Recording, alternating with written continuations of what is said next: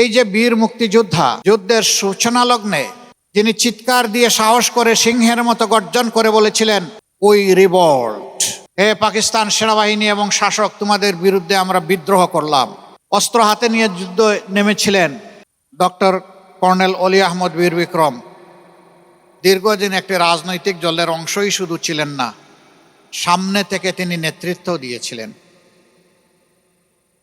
তিনি সফলভাবে তার এলাকা থেকে বারবার নির্বাচিত হয়েছিলেন। জ্যেষ্ঠ নেতা হিসেবে মন্ত্রিত্বের গুরুদায়িত্ব পালন করেছিলেন।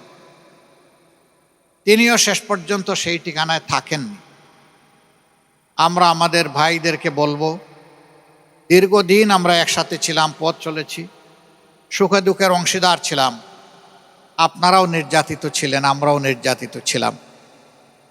আমাদের নির্যাতনের ধরনটা একটু ভিন্ন। এক এক করে আমাদের 11 জন সিনিয়র দায়িত্বশীল নেতাকে ঠান্ডা মাথায় বিচারের নামে অবিচার করে খুন করা হয়েছে। তাদের 5 জনকে ফাঁসিতে ঝুলিয়ে নির্মমভাবে হত্যা করা হয়েছে, আর 6 জনকে জেলের ভিতর মৃত্যুর দিকে ঠেলে দিয়ে মৃত্যু নিশ্চিত করা হয়েছে। 2 জন আমিরে জামাত থেকে শুরু করে একজন বিশ্ববিখ্যাত মুফাসসিরে কোরআন, যিনি বাংলাদেশের বিপুল সংখ্যক মানুষের অন্তরে ভালোবাসার একটা বিছানা পেতে নিয়েছিলেন, তাকেও শেষ পর্যন্ত রহস্যজনকভাবে খুন করা হয়েছে। মহান আল্লাহ তাআলার দরবারে দোয়া করি, আল্লাহ তাদের সকলকে শহীদ হিসাবে কবুল করুন। সেই যে 2009 সালের 25 এবং 26 ফেব্রুয়ারি ঢাকার পিলখানায় বিডিআর সদর দপ্তরে পরিকল্পিতভাবে বাংলাদেশ সেনাবাহিনীর 57 জন দেশপ্রেমিক, চৌকস, প্রতিশ্রুতিশীল সেনা অফিসারকে হত্যা করে হত্যার রাজনীতির সূচনা হয়েছিল, তা 24-এর 5ই আগস্ট পর্যন্ত অব্যাহত ছিল। এ দীর্ঘ সময়ে আমরা আমাদের হাজারো কর্মীকে হারিয়েছি। তারা মিনিমাম বিচারটাও পায়নি, আদালতের মুখও দেখেনি। কিভাবে তাদেরকে হত্যা করা হয়েছে আল্লাহ তাআলা তার সাক্ষী, দেশবাসী তার সাক্ষী। সাজানো নাটক সাজানো হয়েছে। হাত পা বেঁধে তাদেরকে গাড়ি থেকে নামানো হয়েছে, পিছন থেকে গুলি করে খুন করা হয়েছে। আর বলা হয়েছে অস্ত্র উদ্ধার করতে নিয়ে যাওয়া হয়েছিল, তার সমর্থকরা এসে হামলা করলে আমরা পাল্টা গুলি চালাই, তাতেই সে মারা যায়। আর কেউ মারা যায় না, মারা যায় ওই ব্যক্তিটি যাকে ধরে নিয়ে কালো কাপড় দিয়ে চোখ বেঁধে হাতের মধ্যে হ্যান্ডকাপ পরিয়ে দাঁড় করিয়ে রেখে হত্যা করেছে, শুধু সেই মারা যায়, আর কেউ মারা যায় না। এগুলা সব ছিল সাজানো নাটক। সেই নাটকে কত মায়ের কোল খালি হয়েছে। আমি সেই মায়েদের অনেকের মুখোমুখি হয়েছি। আমি তাদের চোখে পানি দেখি নাই, আমি রক্ত দেখেছি। বিশেষ করে 24-এর গণ অভ্যুত্থানে অনেক মা তার সন্তানকে হারিয়েছেন, অনেক পিতা তার সন্তানকে হারিয়েছেন, অনেক যুবতী বোন তার কলিজার টুকরা স্বামীকে হারিয়েছেন, অনেক অবুঝ শিশু তার পিতাকে হারিয়েছে, তার মাকে হারিয়েছে, ভাই তার বোনকে হারিয়েছে। এইভাবে নারী পুরুষ, শিশু বৃদ্ধ নির্বিশেষে মানুষগুলাকে খুন করে খাড়ি খাড়ি লাশে পরিণত করা হয়েছে। ছুপ ছুপ রক্ত দিয়ে গোটা বাংলাদেশের জমিনকে ভরে দেওয়া হয়েছে। বাংলাদেশ জামাতে ইসলামীর সব কয়টি অফিস, কেন্দ্রীয় কার্যালয় থেকে শুরু করে সবগুলা 13.5 বছর বন্ধ করে রাখা হয়েছে। আমাদের নিবন্ধন বাতিল করা হয়েছে, আমাদেরকে নিষিদ্ধ করা হয়েছে। এমন কোনো জুলুম নাই যা আমাদের উপর করা হয় নাই। এমনকি আমাদের নেতৃবৃন্দের ঘর দুয়ার বোলডোজার দিয়ে ভেঙে চুরমার করে দেওয়া হয়েছে। আমাদের যুবক ছেলেদেরকে ধরে নিয়ে তাদেরকে ইলেকট্রিক শক দেওয়া হয়েছে। রিমান্ডে নিয়ে তাদেরকে অকথ্য ভাষায় গালিগালাজ করা হয়েছে এবং তাদের উপর পাশবিক নির্যাতন করা হয়েছে। কান্নারত অবস্থায় হাউমাউ করে যখন বাঁচার জন্য আকুতি করছে, তখন ফোনে তার মার সাথে লাগিয়ে দেওয়া হয়েছে, মা আমাকে বাঁচাও, তোমরা এতটা টাকা নিয়ে আসো, তাহলে আমার জীবন বাঁচবে। এই কাহিনী ছিল আমাদের নিত্যদিনের সঙ্গী। আমি আমার নিজের কথাই বলবো, আমি দেশে ছিলাম, জেলের ভিতরে ছিলাম না। টানা 10 মাস আমি আমার পরিবারের কোনো সদস্যের মুখ দেখতে পারিনি। এই অবস্থা শুধু আমার ছিল না, লক্ষ লক্ষ মানুষের ছিল। শুধু জামাতে ইসলামের নেতাকর্মীর ছিল না, বিএনপি সহ সকল দলের নেতাকর্মী।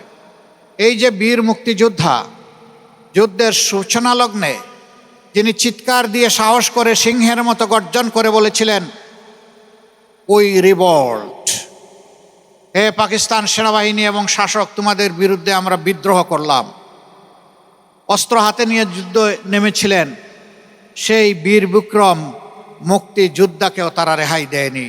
চট্টগ্রামের আদালতে আইনকে সম্মান করে একটি মামলায় হাজিরা দিতে গেলে তার উপর হামলা করে তার মাথা ফাটিয়ে তাকে রক্তাক্ত করা হয়েছিল।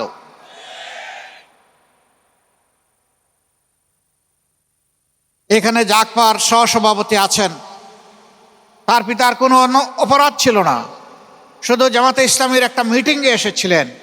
সেই অপরাধে তার বিরুদ্ধে মামলা দিয়ে চিটাঙ্গের আদালতে, ঢাকার আদালতে তাকে এক জেল থেকে আরেক জেলে টানাটানি করা হয়েছে। এ সময় পাশে থেকে সারা দেশবাসী আমাদেরকে সাহস জুগিয়েছেন, দোয়া করেছেন, সাহায্যের হাত বাড়িয়ে দিয়েছেন, আমাদেরকে তারা ভালোবেসে আশ্রয় দিয়েছেন। আমাদের মতো মানুষকে আশ্রয় দেওয়ার মানে ছিল জীবনের ঝুঁকি নেওয়া, সম্পদের ঝুঁকি নেওয়া, ইজ্জতের ঝুঁকি নেওয়া। তারা শুধু আল্লাহর জন্যই ঝুঁকি নিয়েছেন। আমাদেরকে আশ্রয় দেওয়ার অপরাধে অনেককে গ্রেফতার করা হয়েছে, জেলে পুরা হয়েছে, নেওয়া হয়েছে আমাদের সাথে। একটা সময় আদালত আমাদেরকে হয়তোবা জামিন দিয়েছে, কিন্তু জেদ মেটানোর জন্য যারা আমাদেরকে আশ্রয় দিয়েছিলেন তাদেরকে জামিন দেয়নি। আমরা যাদেরকে পছন্দ করি না তাদেরকে আশ্রয় দিয়েছে কেন? ও আমার মায়েরা, ও আমার বোনেরা, ও আমার ভাইয়েরা, আমাদের কঠিন কষ্টের সময় এই যে আপনারা আমাদেরকে আশ্রয় দিলেন, তার তো কোনো বিনিময় আমরা দিতে পারবো না এই জগতে।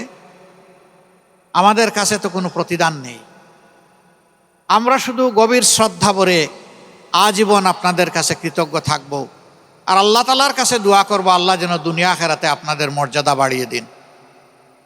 যেভাবে বিপদে আমাদেরকে আশ্রয় দিয়েছিলেন, আল্লাহ যেন আখিরাতের বিপদ আপনাদেরকে দূরে ঠেলে দিয়ে, আপনাদের থেকে সরিয়ে দিয়ে আল্লাহ তাআলা তার মায়ার জান্নাতে নিরাপদ আশ্রয়ের ব্যবস্থা আপনাদেরকে করে দেন। প্রিয় দেশবাসী, আমাদের এই কান্না ভেজা দিনগুলো গিয়েছে। আমাদের যে নেতৃবৃন্দ সমস্ত যোগ্যতা উজাড় করে সততার সাথে আল্লাহকে ভয় করে দেশকে ভালোবাসে, মানুষকে ভালোবাসে, এই দেশে সেবা খেদমত করেছেন, রাজনীতি করেছেন, জগতের সবচেয়ে নিকৃষ্ট অপবাদ তাদের বিরুদ্ধে দিয়ে তাদেরকে খুন করা হয়েছে।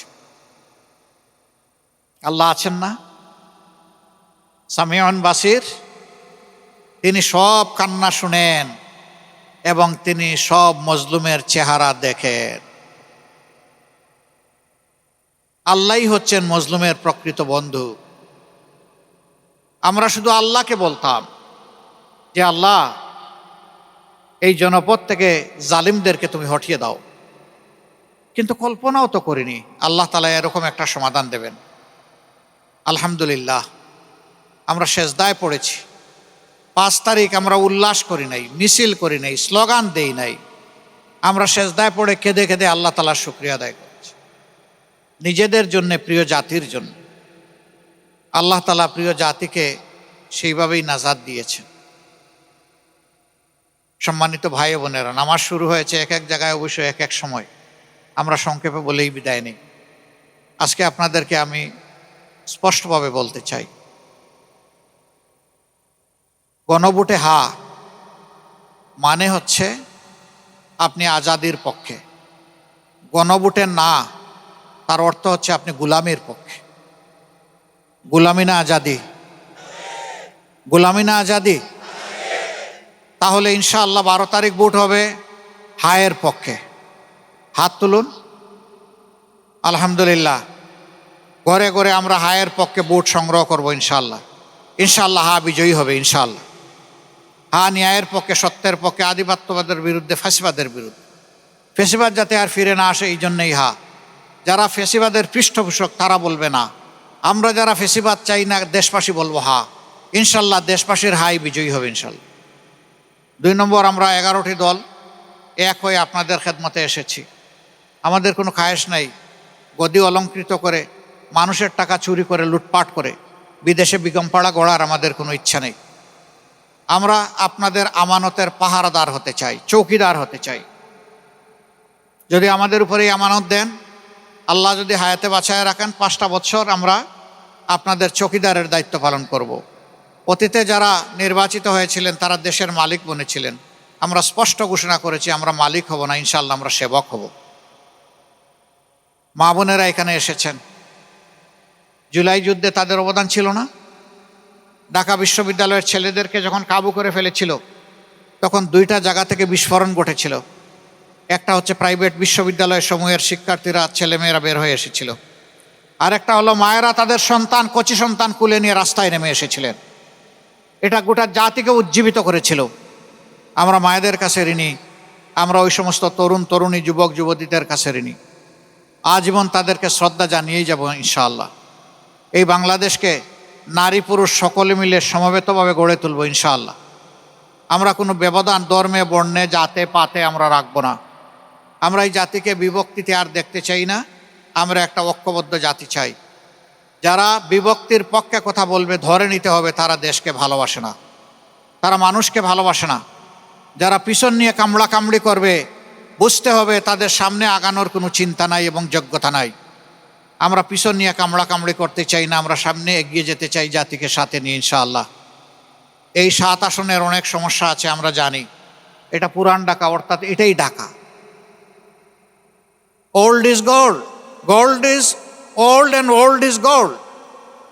সোনা যত পুরান হয় তত মজবুত হয়, খাঁটি হয়।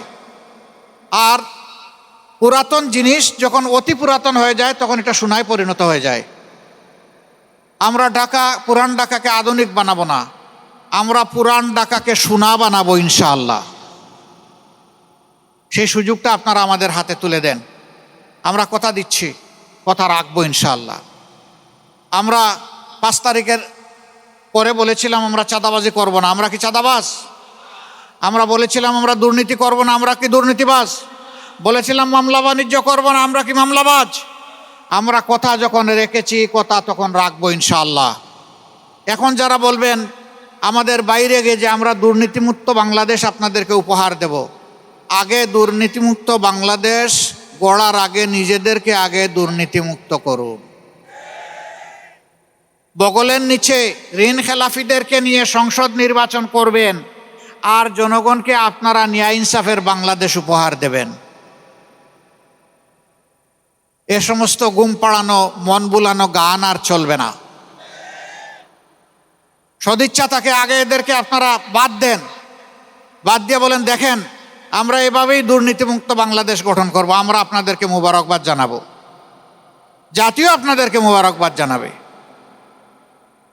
সম্মানিত ভাইয়েরা এবং বোনেরা, আসুন তাই 12 তারিখ আমরা ইনশাআল্লাহ গণভোটে হা বলি এবং 11 দলের প্রতীককে বেছে নেই আগামী দিনের নূতন বাংলাদেশের জন্য।